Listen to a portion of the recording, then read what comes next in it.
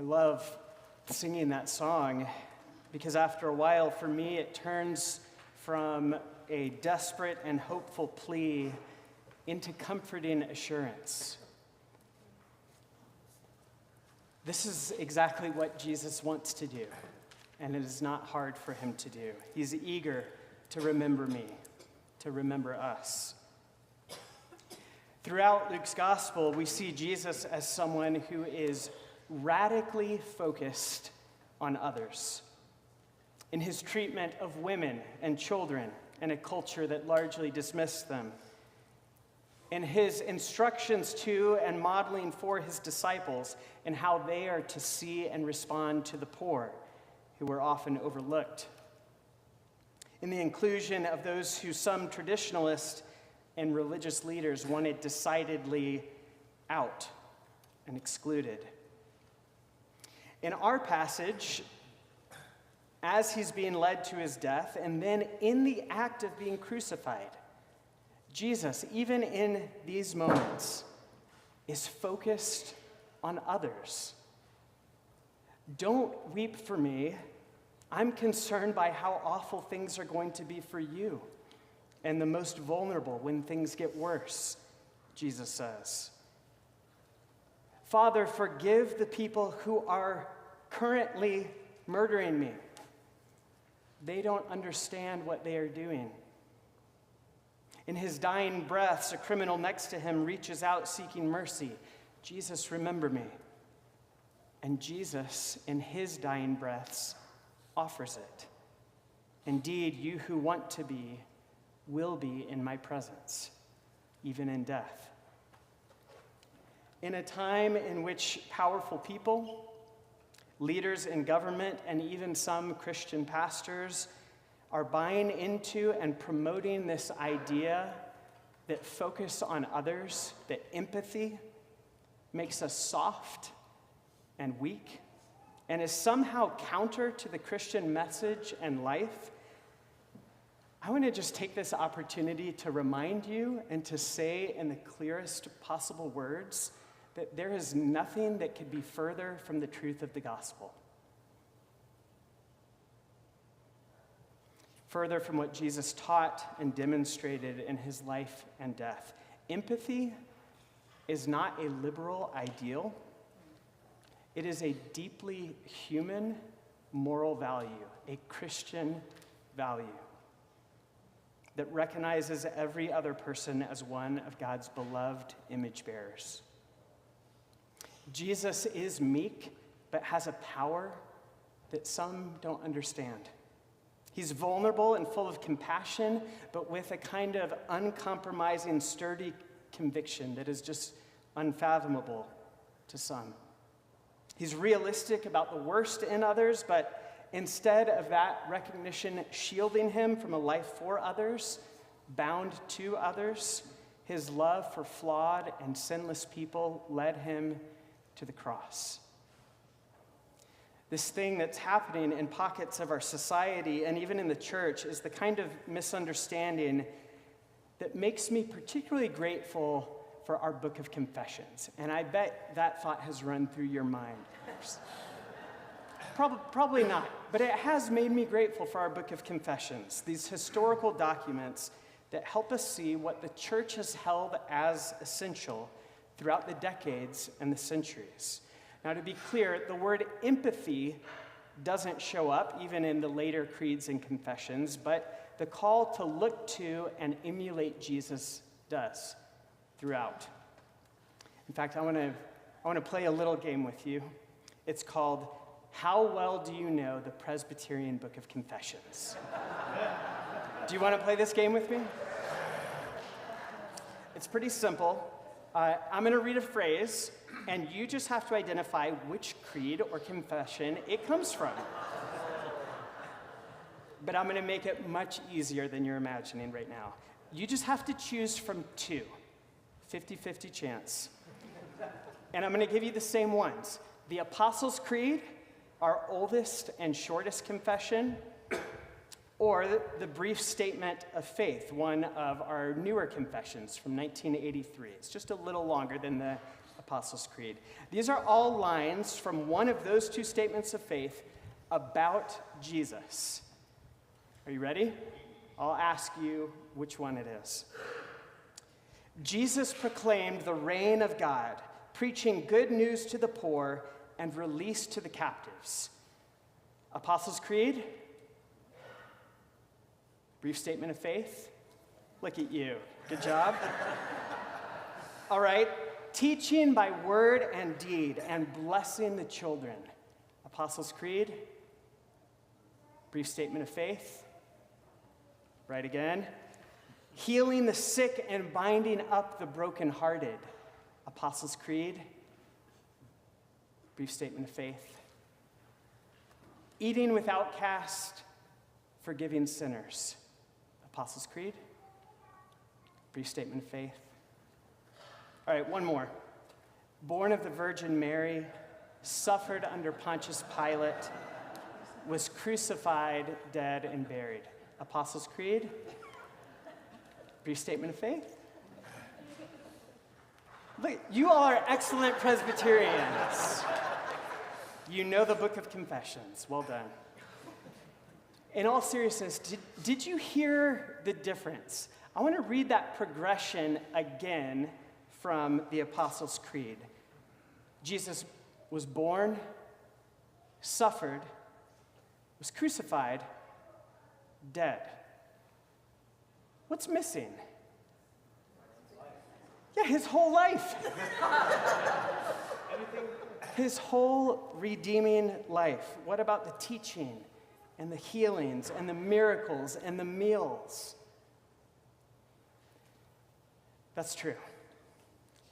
What I want to suggest, because I think it's what the Apostles' Creed actually intuits. I'm going to defend the Apostles' Creed.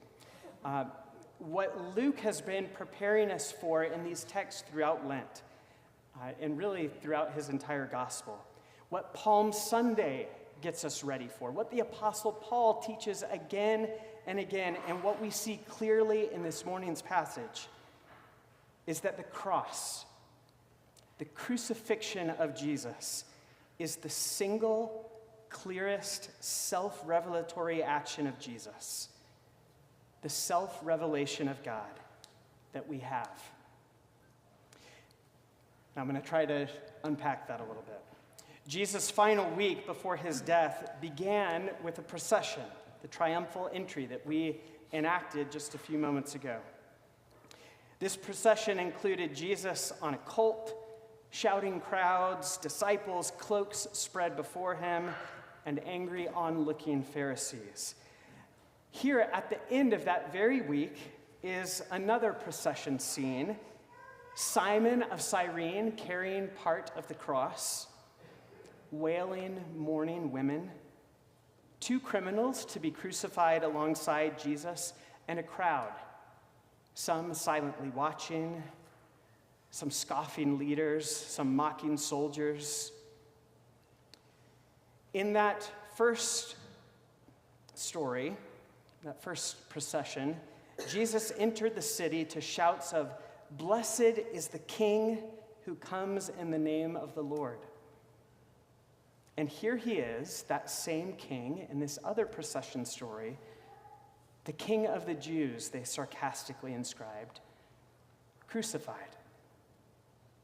Sometimes we feel the need to choose between holding this space of worship on this day as either Palm Sunday or Passion Sunday. But getting these passages together helps us to see that they are inextricably linked.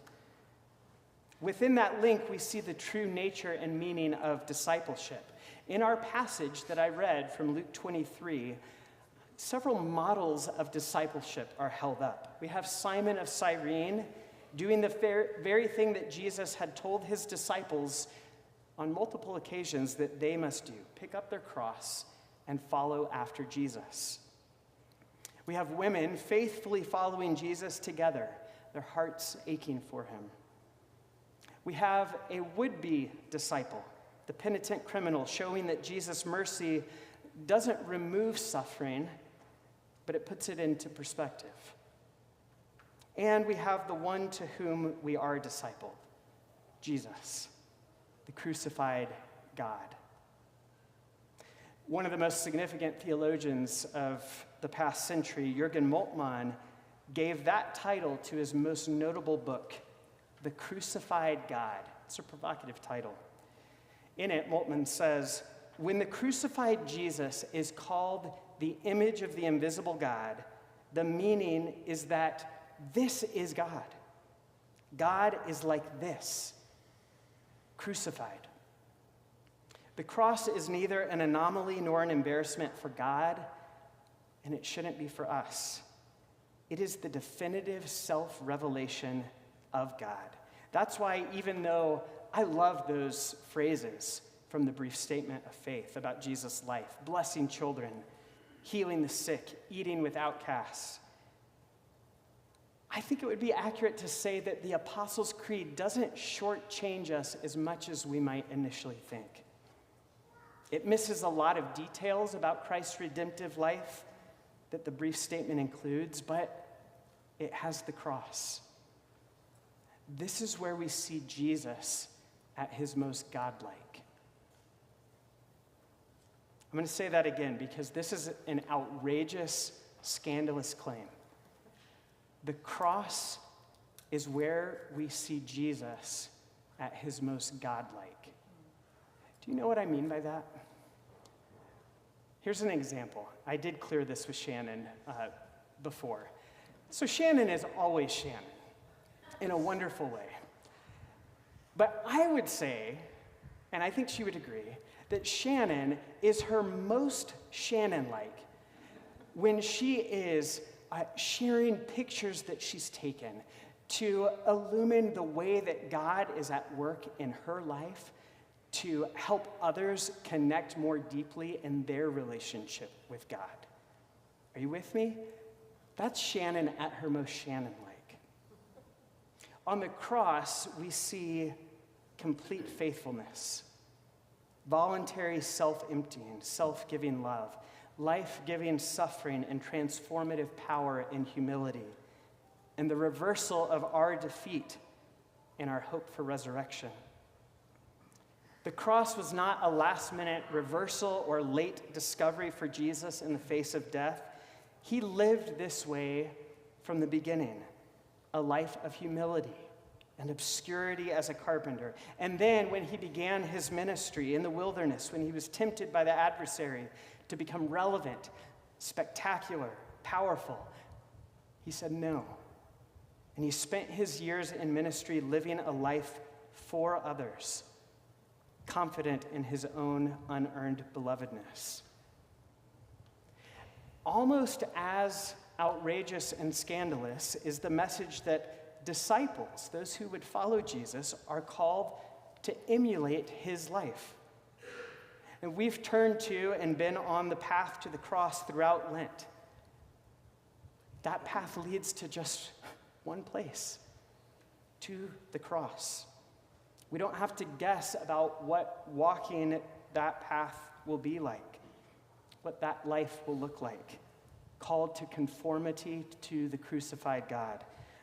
One author coined a term to describe it, this conformity to the crucified God, cruciformity. You may have heard that before, and I may have even shared that before in a previous sermon.